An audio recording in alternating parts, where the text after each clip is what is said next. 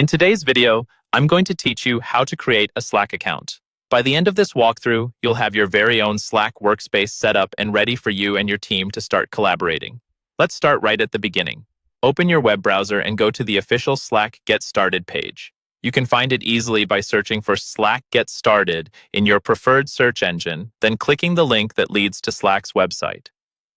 Make sure you're on the official site so your information stays secure. Once you're on the Get Started page, you'll be asked how you want to sign up. Here, you have a few options. You can enter your email address directly, or you can choose to continue with a Google or Apple account if you use those to manage your work. Using Google or Apple can be convenient because it speeds up sign-in later, but using your email alone works just as well.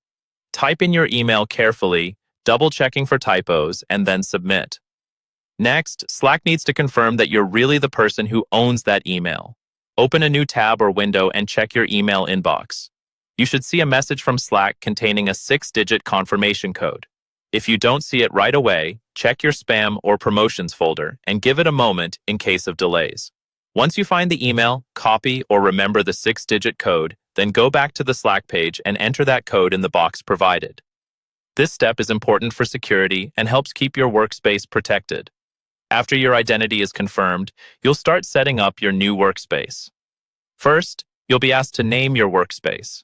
This is usually your company name, your team name, or a clear label like Marketing Team or Project Alpha.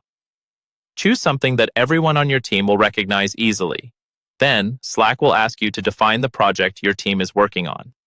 This short description helps Slack create your first channel. For example, you might describe it as planning the product launch or organizing internal communications. Keep it simple but specific enough that it reflects what you'll discuss there. Once you've entered your workspace name and a brief description of your project, review your information to make sure it looks right, and then click Finish. Slack will automatically generate your workspace and take you straight into it.